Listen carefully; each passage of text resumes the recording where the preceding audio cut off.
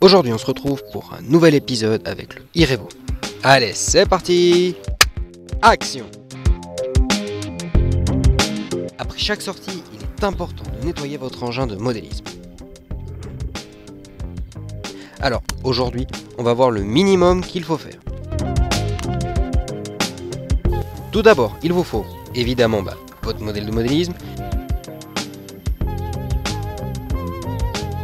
Ensuite, pour le nettoyage, il va vous falloir une bombe à air, donc type soufflette comme ça.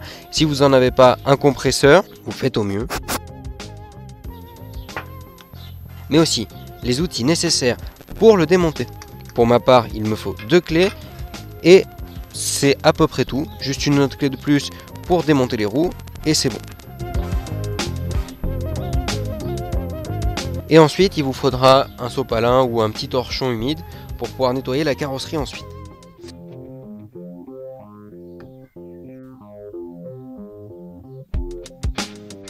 Bon, on commence et on retire la carrosserie en enlevant les petites goupilles qui sont sur le dessus.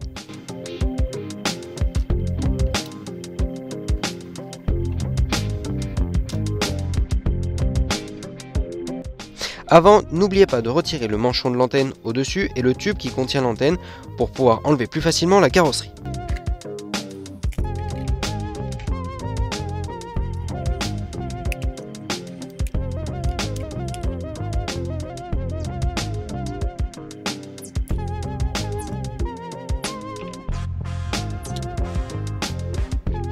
Ensuite, on dissocie la transmission du moteur. Sur le petit Irevo, il y a seulement une vis pour retirer le tout et ça se désassemble ensuite très facilement.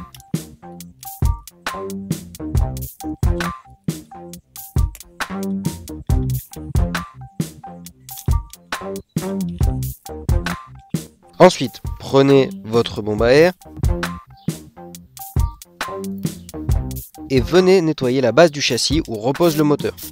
On dépoussière ensuite les pignons du disque d'embrayage, donc n'hésitez pas à faire tourner pour enlever tous les petits dépôts qui ont pu se laisser, notamment l'usure que les pignons ont pu générer. Et aussi passer un coup au niveau de l'arbre de transmission car il est souvent gras et la terre adhère plutôt bien. Sans abîmer les branchements, on nettoie ensuite l'intérieur du moteur. Ça limitera la surchauffe et l'usure prématurée.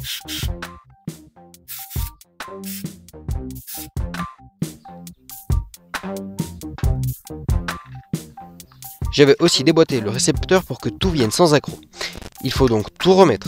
En installant le moteur, faites juste attention aux pignons sur lesquels ce dernier vient se placer pour ne rien endommager.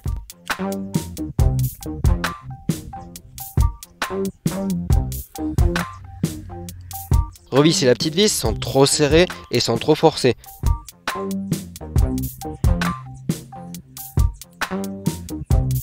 Voilà, donc déjà première étape faite. On va s'occuper maintenant des suspensions. Moi je commence souvent par l'avant. Ici, 2 solutions s'offrent à vous. Soit vous démontez les amortisseurs de la base du châssis, soit vous démontez les amortisseurs de tout le bras de suspension. Personnellement, moi je préfère désolidariser les amortisseurs du châssis. Je trouve ça plus simple. Donc pour cette opération, il y a seulement 2 vis à enlever, une pour chaque amortisseur qui se situe à la base. Un petit coup de clé à laine, et voilà.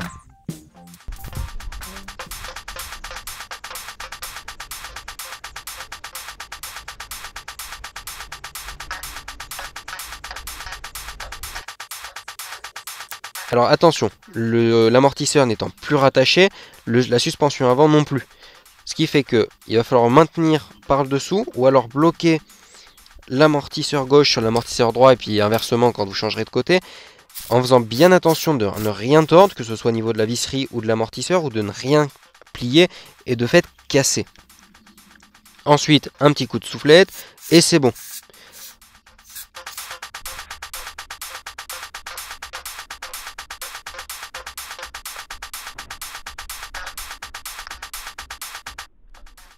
Ensuite, on remonte le tout.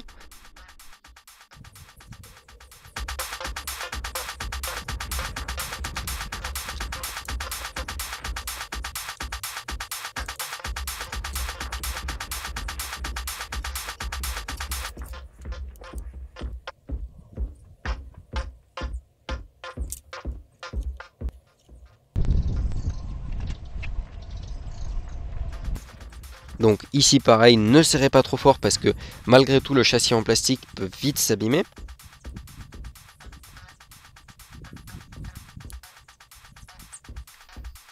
Vous vérifiez que tout est fixé en appuyant un petit peu. Si jamais ça lâche, vous refaites le serrage.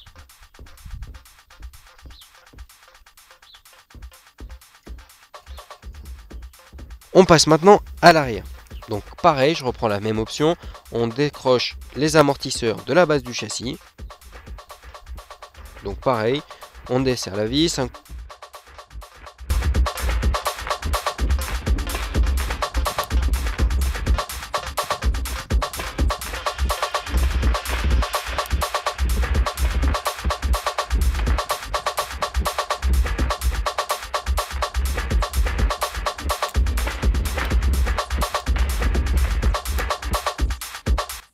Coup de soufflette et c'est reparti.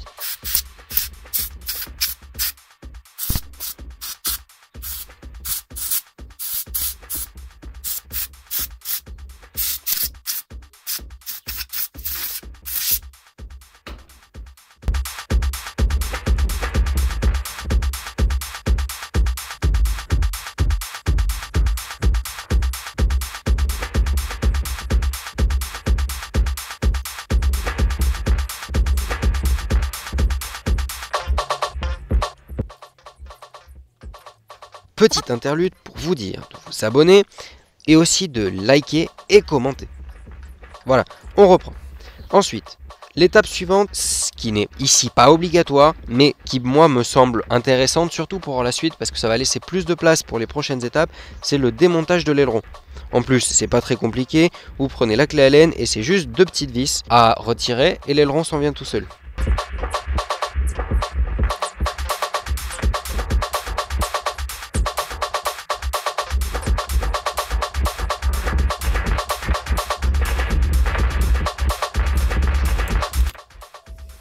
Bon, là, comme on peut voir, effectivement, avec les bavettes de l'autre fois, on l'a un petit peu abîmé. Mais bon, c'est pas très grave, c'est fait exprès.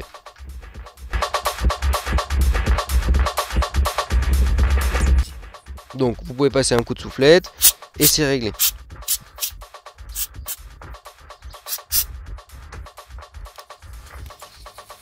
Bon, une fois que ça c'est fait, on passe à l'étape suivante, celui de démonter les roues. Ici, c'est pas très compliqué, il y a seulement un écrou par roue à retirer avec l'outil adéquat qui est généralement fourni dans la boîte d'origine de la voiture ou si vous avez changé les jantes qui sont fournies généralement avec les jantes si l'empreinte a changé. Mais généralement, vous pourrez utiliser votre écrou d'origine et qui est déjà faite avec l'empreinte, donc tout va bien.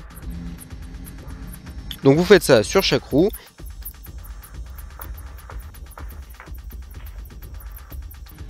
Si jamais c'est légèrement bloqué, n'hésitez pas à prendre une pince pour faire levier pour le désaxer.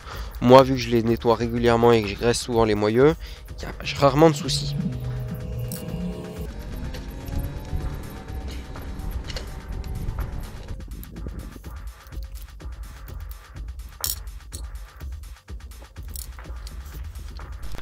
Bon, je pense que pour aujourd'hui, c'est déjà pas mal.